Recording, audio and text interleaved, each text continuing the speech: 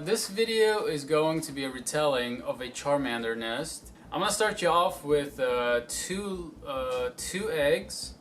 They were both 5Ks, and it was perfect. Like it was a little tough out there, you know, because you're out there on your own, and I really wanted a few of my buds to go out.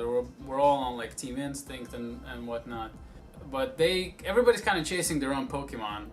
And here's the second one popping up. This one was a Krabby. Anyway, so the Charmander Nest today was in Corona Park. Corona Park is in Flushing, Queens, and that's where the Met Stadium is, Citi Field. So you see where the blue dot is? That's me. Right above, that's the stadium, and right below is where the Charmander Nest is. If you see in Men in Black 3, they filmed it out there. You know, like those, they have those like two saucers there and the globe. It was right there. The Charmander right here that you guys are looking at took me about 30 minutes to spawn. Poke Radar doesn't work there. Tracking is not good.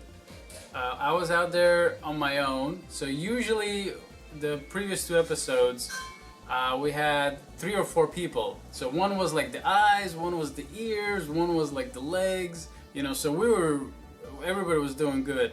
Now, thankfully, when I found this Charmander, I was like so relieved. I was like, oh man, they're actually here. My phone works, my battery works, everything's running. Now this is me already walking south, away from the stadium, into the park. The park has a, what was it called? Like a centennial field. There was a water fountain. There was like a playground over there. It was a baseball field, like, you know, like a pee-wee baseball field, and then of course the globe, which is like fountains all around. It was very, very cool. I'll have some footage running so you guys can see. So while I was walking, Charmander was on the sighting map like the whole time. He was like maybe once or twice, like I would catch him and he would disappear, but then as soon as I'd close it and open it, like I'd see a Charmander again. And that is a clear indicator of a Charmander Nest. When you see stuff like that, you catch one and you see another one on the map, that means it's a Charmander Nest. They keep spawning and spawning and spawning. So at this point, I was still walking towards my destination, and they would keep showing up, but I didn't know where to look, you know, because I was kind of like without anything. I had to literally track them down. So I left some of these Pokestops in there just so you guys could see what's going on. And now the circle over here that you're looking at, that's where I'm walking towards. The Pokemon right here, the Charmander that just spawned, he spawned at the Queen's Museum. At this point, it was already 12:20 a.m. I was like giving up. I was like, look, it's late. Why did it come out so late? I really should have been here during the daytime when there's more lures, more people, more activity. And I was giving up. And for some reason, I just started walking back towards the museum, and then this little guy popped up. The Queen's Museum was that night, actually. That night there was a Met game, and which was kind of cool because as soon as I got off the train, the game just finished and they had fireworks. So I started walking south, but there was police all over the place. And what they were doing is they were waiting on the players to go into their buses because I think they had another game somewhere. So I was a little nervous actually coming up to the museum here. You see all these lures? That's where the museum is. And I was a little nervous coming up there because I was like, I'm not sure if you're trespassing or if it's after 1 a.m. Because Central Park after 1 a.m., the police will kind of, you know, just politely tell you you can't be here, and they don't really give summonses or anything, but I'm sure there are some that got them. Here we go, I caught this one. I had maybe almost a 95% catch rate that night. I left with about 10, 11 Charmanders, 597 being the highest, and there was plenty of other Pokemon. I mean, it's like you see right now it's 1 a.m. So I spent a lot of time catching others, and sometimes like you look at the map, they're not there, and then you catch something or you spin a Pokestop and then poof, they just show up, and you're like, wow, this is like the biggest surprise I've ever seen. So here at this point, I finally catch him, and he was a keeper. As you know, when you catch a Pokemon that's 3 candy right away, and then 1 candy being the Pokemon. So if you transfer him, you get 4. At this point, I went a little bit more into where the water fountain was and where the, if I recall correctly, I think it was called the Bicentennial Field. And this was a very interesting.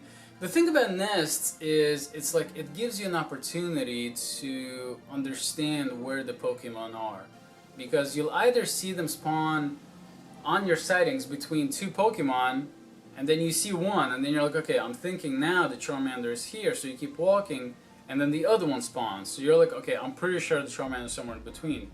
So you either go left or right, or north-south, depending on where the other 2 popped up. So this area particularly, I think I had maybe 3 Charmanders pop up, and it was actually fairly good because I was able to figure out how they come up. I think that's one of the benefits of a nest. When you go out there, it kind of hones you in, kind of prepares you for a little bit more of a difficult area. This one was one of my highest ones. This is a 587 CP Charmander. I ended up catching this one.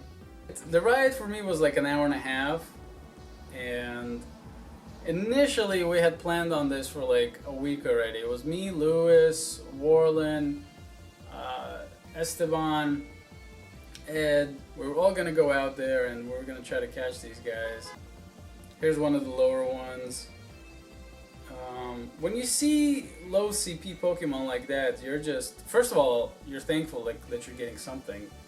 So you're definitely very happy just to catch them. There's Warland texting. Yeah, I was trying to either go to Central Park or the Charmander Nest, and then the other guys couldn't go out there because it was kind of far. To get out to the nest, you got to transfer on 42nd on the 7, and then the 7 goes to 111th Street into Queens, and then you get off there. This Eevee, this was particularly weird because I saw a lot of Eevees out there. It wasn't just Charmanders, there was a lot of Eevees. I was a little confused why I saw a lot of Eevees. I caught at least maybe 3-4 Eevees that night. At this point I was already headed back. This is like 2 a.m. This was a really long Poke hunt. I saw this guy on the way back. He was on the map, and I was like, let me just spin some of these Pokestops because I was kind of low on Pokeballs already. And I was like, let me get some potions for the next gym battle or something. And so I started walking back, and I saw this guy. I saw the Execute, and I saw the Rattata.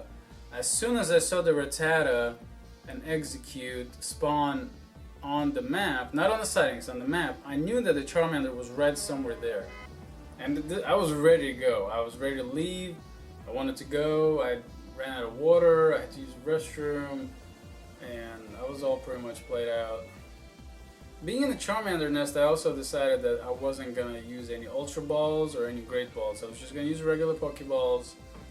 Because sometimes you throw Great Balls, Ultra Balls, they have the same catch rate as a regular Pokeball, and you may see that, you may have experienced that. So I was like, look, that's it, I'm not using any Great Balls, Ultra Balls, let me just catch them.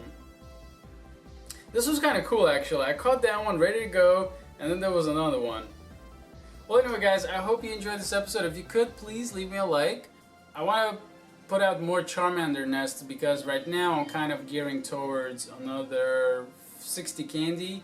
And I have about 180 now. This is currently what I got. Right now, my highest is a 607. I have a 589. I kept them all just so I can kind of... These were all from that nest that night. And... well, anyway, but these will produce a high CP Charizard, I'm pretty sure of that. And when I transfer these guys, which I have about, let me see, 27 candy just hanging here between the transfers. So that's more than enough for like 2 Charizards if I wanted. But what I'm going to do is I'm probably going to power up this 607 and this 589. So I'm looking for another 70 candy right now.